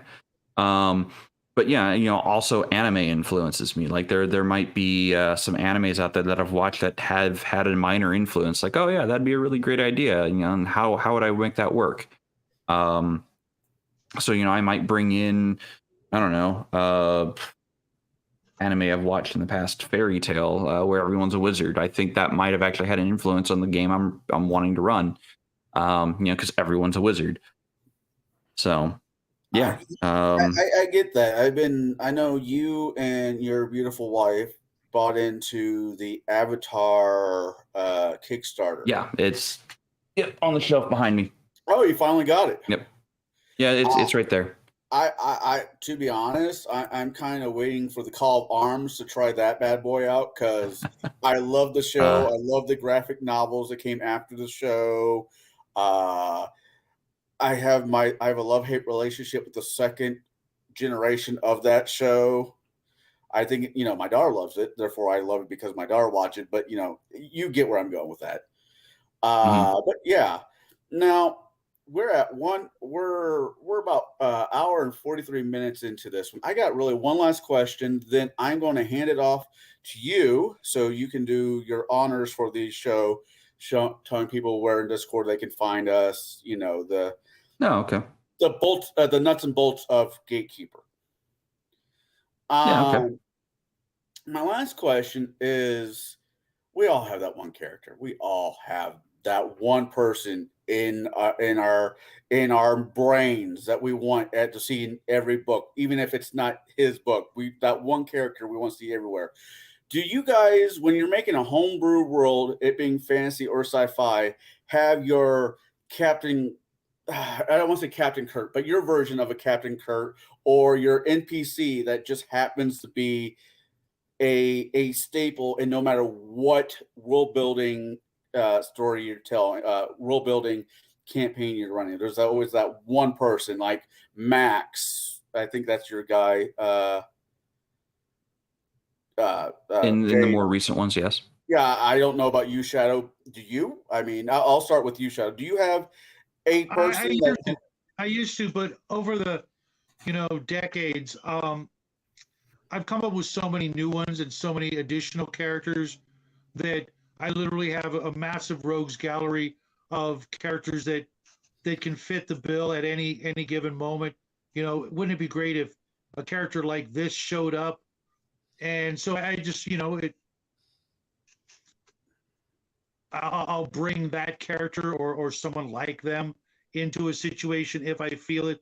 It's also, it makes it easier for us to, as DMs or whatever, to, especially with a new group, if you've got a character that you've played really well, well, you can sort of channel them into a new character. They're not going to know, but you played the part before, so why not play it again if it fits the bill? And the people, this group versus that group, they're never going to meet, or something like that. Then you can easily play one of your favorite villains or NPCs. Maybe even switch the role around. Now they're the good guy, but you still have their personality and their mannerisms and the cadence of their voice that you could do, without even thinking about it. So you just plop them in somewhere. Okay, cool. Wouldn't it be great if I dropped so and so here and do that? But one guy, not anymore. There was a time when I was really young that, I would bring in that one guy, for bit parts here and there because, it was modeled or inspired by a fictional character or even a previous player character or NPC I'd run before. But I outgrew that, probably 40 years ago. And for me, it's just more fun to either make up somebody brand new, or occasionally I'll dust off an old, character and bring them in because, it just, suits my whims at the moment. But everybody's going to be different. If you do it, don't feel bad. It's helping you learn the part. I mean, there are actors who still to this day still play the same character in every movie they're in. No name Jack Nicholson mentioned here, but you guys know what I mean. Nicolas Cage and Elvis. Yeah, I know what you're talking about. Ryan Reynolds. Sorry, Deadpool. What? I didn't say anything. But there are those people out there, and they make millions off of doing it. If I can do that with 10 or 12 people, I'm gonna. To answer this question, I do, but I mainly keep it for the kid games, it being for my kids, or if I'm running a table of kids, and it's normally a fairy, with a very squishy voice, and he helps the players get to a point A to B, and he has a fascination with pizza. That's if you know who I'm talking about, you're in the know. If you don't, read Dresden Files and you'll figure it out for yourself. For me, I do have a few major NPCs, but it's based on timeline of the game.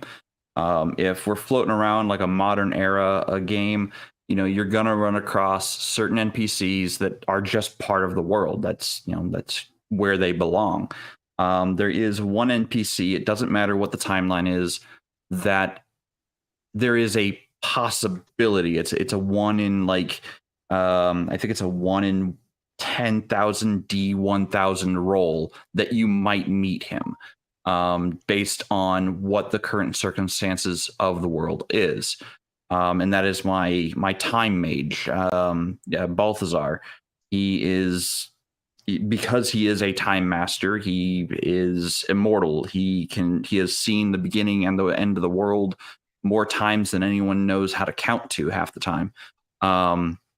And all he's doing is documenting the world and documenting, the history of every iteration of the world he sees.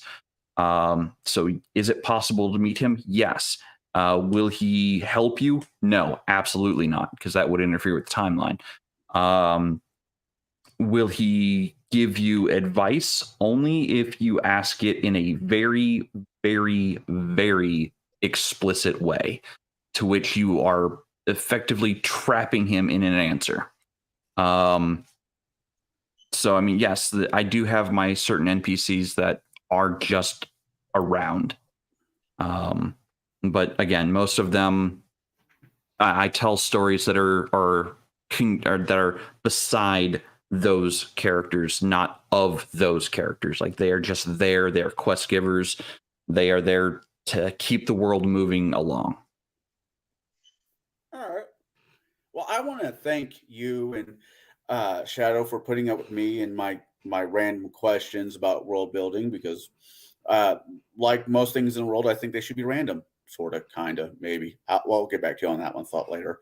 But we got 10 minutes left. I want to know really quick, Shadow, what do you got going on between now and the next time we see you? Because I know you are a busy, busy YouTube creator. What do you got going on? Well, lately we've been focusing on our recent Dungeons and Lasers haul that we got in the mail. So we're gonna, milk that for a couple more episodes.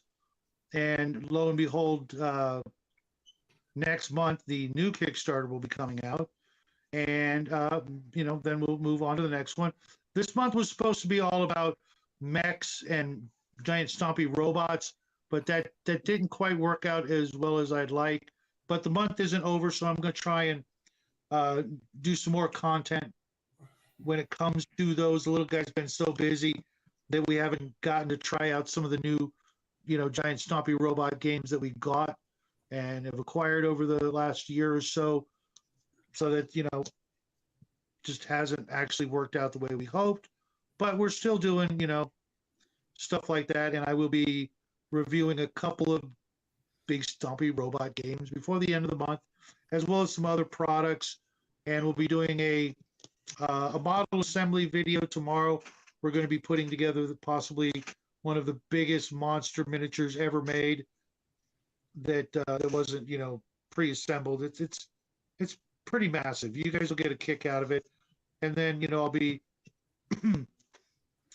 doing the usual chat videos and hanging out with you, Connell, on Sunday to watch a very, very old movie that my son picked out for your show. And, the usual stuff, it's right there in the title. Shadow and Son, me and my boy trying to, make you guys laugh and, forget about some of the other things that are going on right now and just, basically do some good old-fashioned, wholesome hobby, related stuff. Gotcha. Really quick, RPG Grandma, sometime down the road, we are going to be talking about basing adventures on other people's IP. I don't know who will be joining us, but between, I don't know, but we're just going to talk about it. I know we talked about doing on Gatekeepers, using other people's IPs to run worlds in. We've talked about it. I that's really my bag. I enjoy the hell out of using other people's IPs to make up stories that could work in there. But yeah, we'll definitely look into that. I know we've talked about it. What did Bruce just say really quick? You should review Bubba. Well, that's a Bruce Campbell movie. That's hard for me to say no. I'll talk to you about that later, Bruce. Jade? Yes. I will make. So, yeah, go ahead. So, if you've enjoyed this evening, thank you for, stopping by and being in the chat. We here at Gatekeepers do try to provide answers to questions about role-playing game hobby, especially, for those in our Discord. If you want to join the discussion and pose questions to Gatekeepers for us to cover as topics in the future, consider joining our Discord. The link is in the video description. If you haven't done so, please consider subscribing to the 3 channels, Connell's channel, Cigar DM, Shadow and Son's channel of Shadow and Son, and even myself, if you like what we have to say. Most of my content is Gatekeeper related, as I am a very busy person in real life, and I don't have as much time as I would like to devote to YouTube. So you will find me here next week talking about, well, rewards other than XP on Gatekeepers. So I'll take us on out. Well, I hope everybody out there enjoyed tonight. This Friday is a very special holiday to me and several other people out there. It's called St. Patrick's Day. Now, I want you to do something for me because I would like to see you all next Wednesday and the following days after it. Be responsible. Make good choices. I'm not saying go out there and have a good, I'm not saying not to go have a good time, but be responsible. There's a lot of cities out there that are offering free taxi rides home for those who vibe way too much. Now, with that being said, I got a few questions for you. Now, for the chat. First question is, after listening to us talk, would it be worth your while to grab a piece of paper and a pencil and draw out a small little circle and make your own world? I hope so. Would it be worth your time to make a new civilization out there that you can run for you and your friends? That would be fun. If the answers to these questions are yes, then please, please take some time, turn on Willy Wonka, Imagination, that song, I can't think of the name off the top of my head. Listen to it, World of Imagination, and let your own imagination make your world for you. Yes, Jade? So, Flady, you just said something in the comments about table breakers, starting a YouTube group called Table Starters of one-shots. Have you not been watching our show, man? So, tomorrow night, we would be continuing part 2 of Bruce's homebrew game system.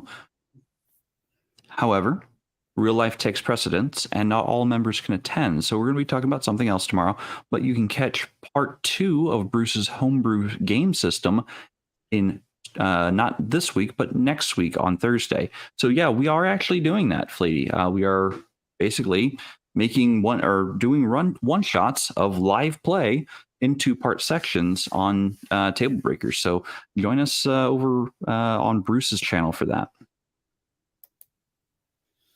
All right, with all that being said, be safe, have a good St. Patty's Day, eat something other than corned beef and cabbage, find something with some lamb, something better for you. No one needs that much corned beef. With that being said, a Reuben would be nice. With that being said, you all have a good night. Shepherd's pie. God bless everyone. Later.